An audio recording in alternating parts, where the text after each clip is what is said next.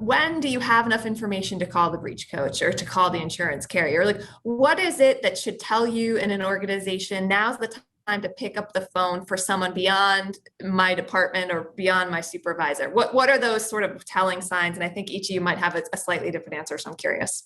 So I'll say when you look at the policies, they're pretty broad, which it says actual or suspected incident. So to me, that should be as soon as you think there is something to worry about. As soon as you're unsure as to how to proceed, that to me is the first time that you then call that breach coach. But I'm throwing it over to Carolyn now because she is who you're calling. Well, I would say call me from the initial standpoint. I absolutely agree, Margaux. I mean, because a lot of the times, by the way, the carriers that are out there, they have a complimentary, first hour of conversation with regard to these kind of incidences, right? I will tell you, there's been a number of people who have called me and just said, I'm not really sure, but can I just walk through something with you? And I welcome it because you know what? Start that conversation.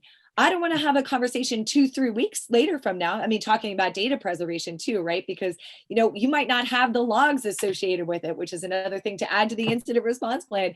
Because in the event, sometimes, those logs in terms of taking a look to see what kind of data is at issue, roll over after 30 days, 60 days, 90 days, sometimes even shorter.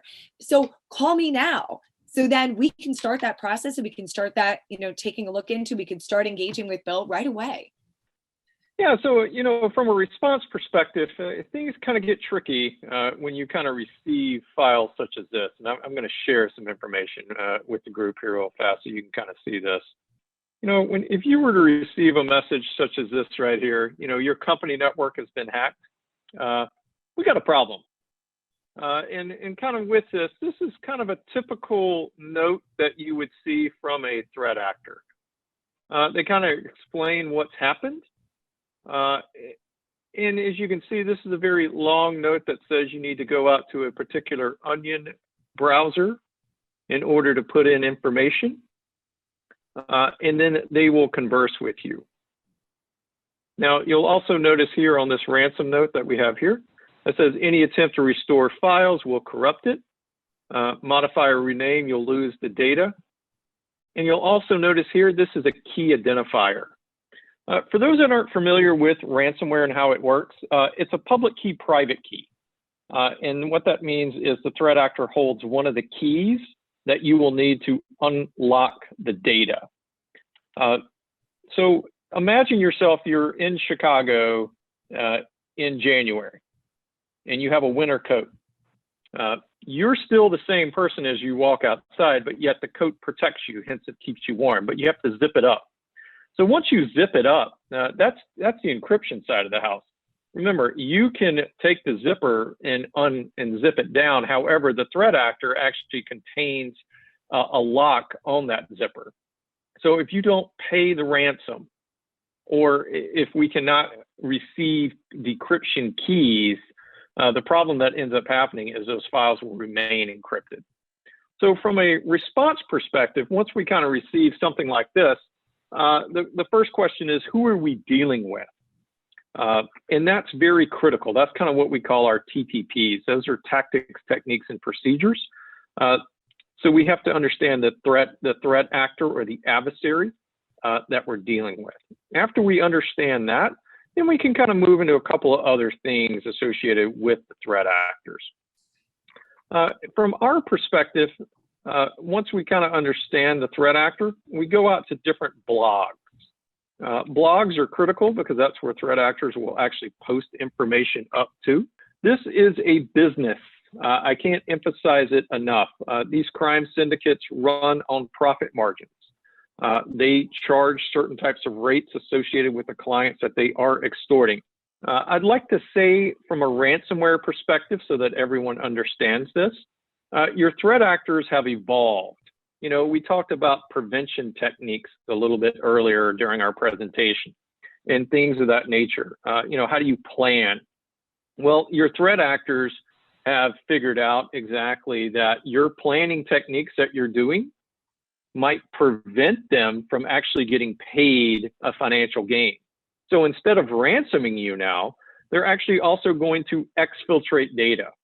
So you might not need a decryption key because, as we talked about earlier, you have a great disaster recovery plan. You're able to recover your network within a certain amount of time.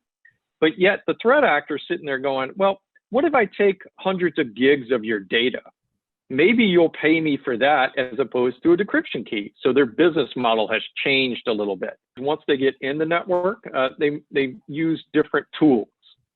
Conti is known to drop what's called Cobalt Strike. Cobalt Strike is a command and control beacon that they can maintain persistence in your network. From a data exfil perspective, Conti is also known to use what's called MegaSync or rClone or pCloud. These are different ways that you can draw data out of the network. So when we're hunting and looking for them, those are things that we're looking at. Also in our preventative session that we talked about a tool called Mimikatz. If you didn't see that session, what Mimikatz actually does is it's a credential harvesting tool.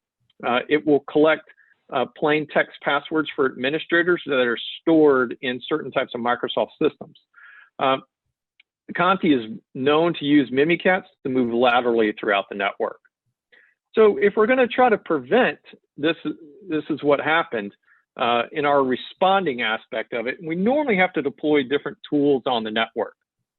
Hopefully, a lot of you that are watching this already have what we call endpoint detection response tools within your network. An EDR can be such as a Carbon Black. It can be a CrowdStrike Falcon, a Sentinel-1, an HX, a Red Cloak. There's multiple different tools that are out there. But these tools are specialized in the fact that they're able to go out and hunt these types of techniques that your threat actors are using.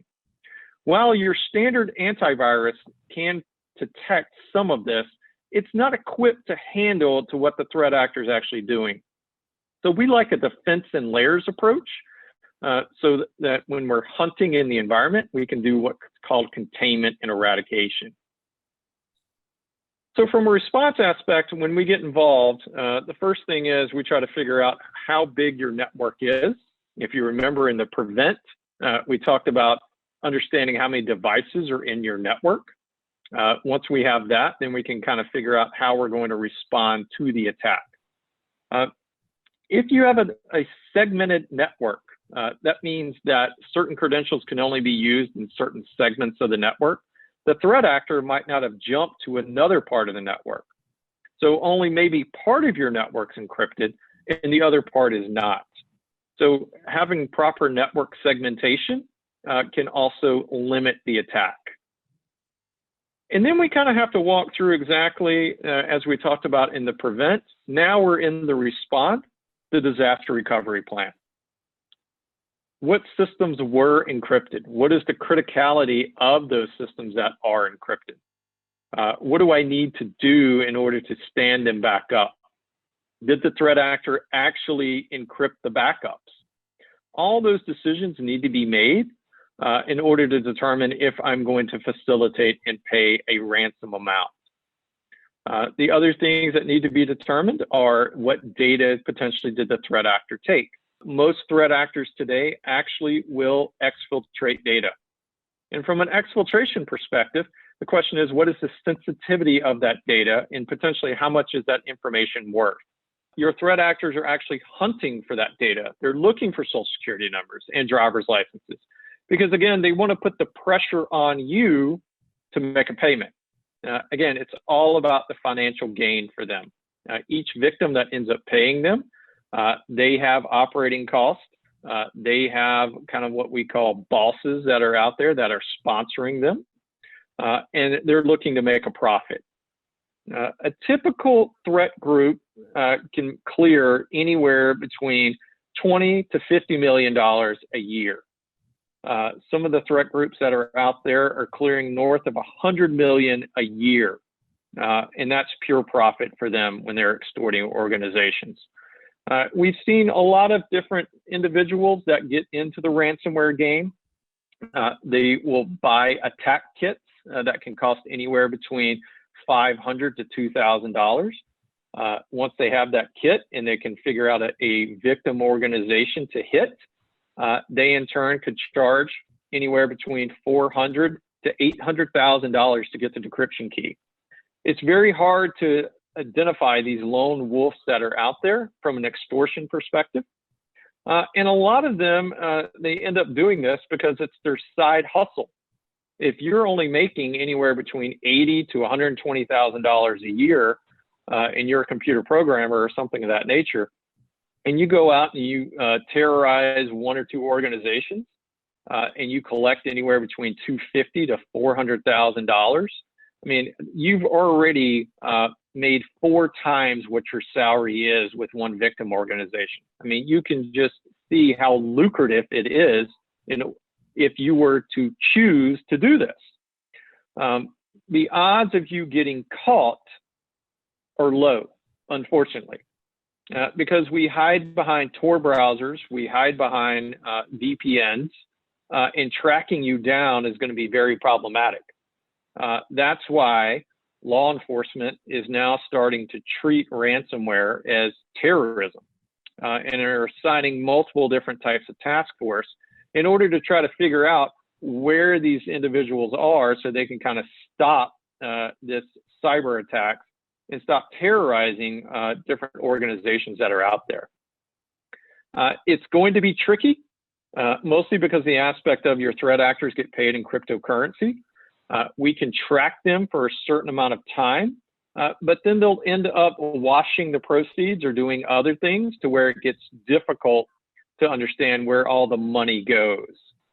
I would like to say here that a lot of people bash cryptocurrency. They think if we ban crypto, we in turn will stop ransomware. Unfortunately, that will not be the case. If the United States were to come out with a position not to pay ransomware anymore, I would see a lot of different threat actors continue to do this data exfiltration. And then you would see different organizations that would go offshore in order to facilitate and pay these ransoms. I think what needs to end up happening to kind of prevent ransomware from happening is going back to our plan and prevent sessions that we talked about in order to get your house in order. By doing those different things, you will be in a much better position if you were to receive one of those ransom notes to where you don't have to facilitate and pay a ransom. And even though some of your information might get posted up to these blogs, the sensitivity of that data would not be there. So that's kind of how we deal from a response perspective when we get involved with a case. Again, understanding your threat actor is critical. That note that we went through is kind of stage 1. Stage 2 is then we would open up potential negotiations with them depending on the demand amount. And then we have to secure your network. And I can't emphasize enough that plan and prevent, if you do those things that are out there, you'll just make the organization a lot stronger. In addition to that, it makes Caroline's and my job a lot easier. I would just say how important it is to have a cyber policy, because I can't imagine an organization trying to do this without a bill. Absolutely. Thanks for watching. If you enjoyed the content, you can click through to the next video right here. Also, if you'd like to stay up to date on more videos like this, like, subscribe, and follow.